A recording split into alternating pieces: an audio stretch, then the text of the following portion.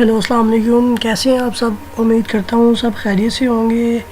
जैसा कि आप सब जानते हैं जो कि हमारा चैनल है HVAC इनसाइट्स का, तो इसमें हम डिस्कस करते हैं HVAC के मुतालिक। तो लेकिन सबसे ज़्यादा ज़रूरी ये है कि हमें आपको बताना चाहिए कि जी HVAC है क्या। बहुत सारे लोगों का ये सवाल होता है कि व्हाट इज़ HVAC। तो हम आपको आज बताएंगे कि HVAC होता क्या है। HVAC means heating, ventilation, air conditioning and refrigeration. ये बेसिकली हमारा दो तरह का होता है, एक होता है डोमेस्टिक लेवल और एक होता है कमर्शियल लेवल। डोमेस्टिक लेवल वो होता है जो हमारे आम घरों में इस्तेमाल होता है, नॉर्मल एसी। एक आप इंडोर ले लेते हैं, एक आप आउटडोर ले लेते हैं। आउटडोर ज़्यादातर जो कि लोगों को आसान लफ्ज़ों में समझ आती है, जो हमारा बाहर लगा होता है वो आउटडोर होता है और जो हमारे कमरे में लगा होता है वो हमारा इंडोर होता है। तो बेसिकली अभी हमारी ज़रूरत बन चुकी है, गर्मियों में हमें ठंडी हवा की ज़रूरत होती है और सर्दियों में हमें गर्म हवा की ज़रूरत होती है। तो आजकल मार्केट में इन्वर्टर्स वगैरह भी आए हुए हैं, मुख्तलिफ़ कंपनियों ने अपने मुख्तलिफ़ इन्वर्टर्स ईजाद किए हुए हैं, तो जो कि हमें गर्मियों में ठंडी हवा और सर्दियों में गर्म हवा देते हैं।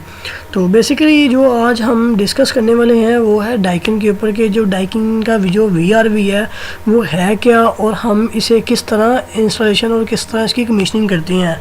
तो फ़र्स्ट ऑफ़ ऑल तो हम आपको ये बताना चाहेंगे कि अगर आपने हमारा चैनल लाइक और सब्सक्राइब नहीं किया तो फर्स्ट हमारा चैनल लाइक एंड सब्सक्राइब कर दें ताकि हमारी नई आने वाली वीडियोस आप तक इजीली पहुंच सकें। तो बेसिकली जो डाइकिन का VRV है वो बेसिकली है क्या। ये जो VRV है ये डाइकिन की एक अपना नया है, डाइकिन का ब्रांड है जिसका नाम उन्होंने रखा है VRV। ये मुख्तलिफ़ तरह के आता है, उसके अंदर VRV4, VRV10, VRV5। तो बेसिकली आजकल मार्केट में VRV10 चल रहा है और VRV का मींस एब्रीवेशन ये है, वेरिएबल रेफ्रिजरेंट वॉल्यूम। बहुत सारे लोगों को इसका एब्रीवेशन भी नहीं मालूम है कि VRV बेसिकली होता क्या है। बेसिकली ये जो VRV है एक आउटडोर होता है बड़ा 18-20 HP का, उसके साथ 7-8-9 इंडोर्स कनेक्टेड होते हैं। 1 ton, 1.5 ton, 2 ton, 2.5 ton capacity के जितने जहाँ कैपेसिटी रिक्वायर होती है उस हिसाब से वहाँ इंडोर डिज़ाइन कर दिया जाता है। तो जब बेसिकली VRV जो हमारे हैं, अगर हमारा एक से ज़्यादा आउटडोर होगा तो हम उसे मास्टर इंडोर और स्लेव वन और स्लेव आउटडोर कह देते हैं। और जब हम इसे इंस्टॉल करते हैं, इसकी कमीशनिंग वगैरह करते हैं, इसकी पाइपिंग वगैरह सारी जैसे वगैरह कनेक्टेड करके, तो फर्स्ट ऑफ ऑल हम इसे नाइट्रोजन का प्रेशर देते हैं ताकि जो भी हमारे सिस्टम में लीकेज है, इंडोर के फ्लेयर नट्स, इंडोर के कॉइल, पाइपिंग, राइज़र, डिस्ट्रीब्यूटर कहीं से लीकेज होगी तो जो हमारा प्रेशर नाइट्रोजन का होगा वो ब्रेक हो जाएगा। तो हमें वहाँ से मालूम हो जाएगा कि हमारे सिस्टम में कहीं ना कहीं लीकेज है। तो जैसा कि अभी हम आपको दिखाने वाले हैं जी, ये देखें, जैसा कि मैंने आपको चार्ट दिखाया, ये हमारा डाइकिन का VRV कमीशनिंग का सिस्टम चल रहा है। तो इसमें आप इजीली देख सकते हैं कि जब बिल फ़र्ज़ के हमारा जो है प्रेशर नाइट्रोजन का वो बिल्कुल स्टैंड है, तो देन क्या करेंगे, देन हम अपने वैक्यूमिंग पे जाएंगे। वैक्यूम हम सिस्टम को कम से कम 24 आवर्स क्रिएट करेंगे, स्टैंड बाय पे करेंगे। इन केस अगर हमारा वैक्यूम कहीं से ब्रेक होता है तो हमें ये 100% कन्फर्म है कि हमारी कहीं ना कहीं से लीकेज है।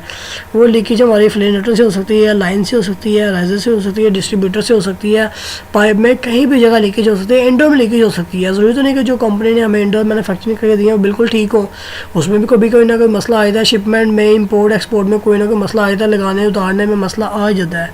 तो ये कोई इतनी बड़ी बात नहीं है। इन केस अगर हमारा लीकेज वगैरह बिल्कुल ठीक है, देन हम उसमें से वैक्यूम प्रेशर रिलीज़ करके उसमें एडिशनल रेफ्रिजरेंट चार्ज करेंगे जितनी हमारी रिक्वायरमेंट है पाइपिंग के हिसाब से। जितनी पाइपिंग ज़्यादा होगी उतनी रेफ्रिजरेंट हमारी एडिशनल रेफ्रिजरेंट ज़्यादा चार्ज होगी, तो उस हिसाब से हम इसमें रेफ्रिजरेंट चार्ज करेंगे। और इसके बहुत ही बेहतरीन, मुझे तो ये जो VRV बहुत अच्छा लगा है। बेसिकली जो इसके टेस्ट रन का प्रोसीजर है, कमीशनिंग का जो अहम बेसिक और अहम पार्ट है वो है टेस्ट रन। तो इसके टेस्ट रन के टोटल 10 स्टेप्स हैं। जब हम इसे टेस्ट रन T01 पे लेके जाते हैं तो ये T01 से लेके T10 तक जाता है। 1 2 3 4 5 6 7 8 9 10 ये अपने ऑल पैरामीटर्स रीड करते हैं। इसका कोई भी पैरामीटर्स फॉल्टी होगा या कोई इशू क्रिएट करेगा तो ये फ़ौरन से एरर डिटेक्ट कर देगा और आपको आउटडोर के मेन डिस्प्ले कार्ड पे एरर दे देगा कि इसका ये चीज़ फॉल्टी है, तो काइंडली रिप्लेस करवाएं, देन इसे कमीशनिंग करें। इन केस सबसे ज़्यादा टाइम इसके T7 पे जाके लगता है, जो कि इसका T7 7वां स्टेप है। वहाँ पे ये अपने ऑल पैरामीटर DC के, फ़ैन के, कंप्रेसर के सब नोट कर रहा होता है। सो वहाँ पे इसके टोटल टाइम ड्यूरेशन 45 मिनट्स होती है इसकी कमीशनिंग टाइम की, टेस्ट रन की। देन उसके बाद एक यूनिट कमीशनिंग हो जाता है, now unit are commissioning. Then आप यूनिट को चला सकते हैं इजीली कूलिंग मोड पे, हीटिंग मोड पे, टेम्परेचर अप एंड डाउन करके। लेकिन इसका बेहतरीन तरीका यही है कि जब आप सिस्टम को कमीशनिंग करें तो 16 डिग्री पे रख के करें और कोशिश करें कि टेम्परेचर गर्मियों वाला हो और आप इसे कूलिंग मोड पे रख के कर सकें। आपकी ज़्यादा बेहतर एफिशिएंसी आएगी, परफॉर्मेंस ज़्यादा बेहतर आएगी। कंप्रेसर की फ्रिक्वेंसी ज़्यादा होगी, खर्च ज़्यादा होंगे, तो आपको बेहतर एफिशिएंसी आपको मिलेगी।